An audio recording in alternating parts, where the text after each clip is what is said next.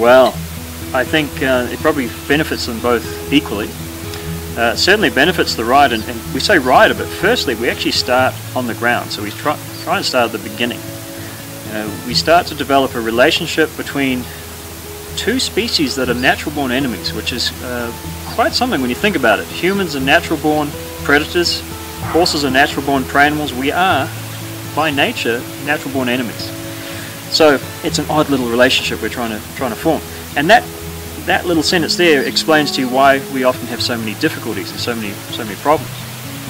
So as far as benefiting the rider goes, we're trying to develop a relationship where the horse no longer sees us as a predator. So they become calmer, they become more trusting, more confident, and the second part of that is develop the type of relationship to where they perceive us as somebody they would trust to lead them. So we actually are trying to be their rider and their guider. So we're looking to develop both horses and riders to be more of a harmonious relationship. So it's going to benefit the rider in the way that you're going to have a safer, more fun and more responsive horse at the end of it.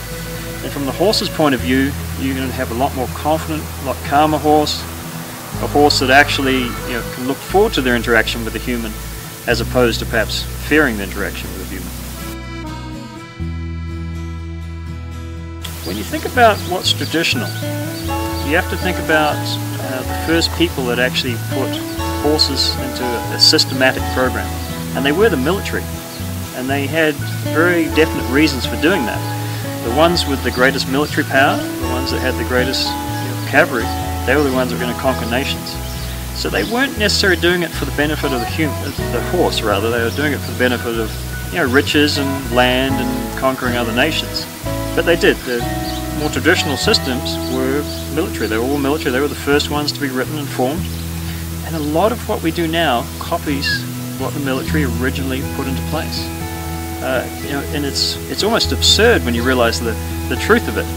It still flows. When I was a kid, I was always taught, do everything from the left-hand side. Lead from the left, mount from the left, dismount from the left. It wasn't until my late 20s I actually found out there was a very good reason for doing all those things from the left. When was the last time you wore a sword? And that was the reason. And that stems from the military.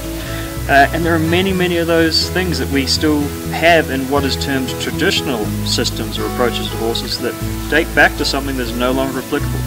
So within our program, within our system, we're trying to put the relationship between horse and human first, which is probably a difference to one of those traditional systems.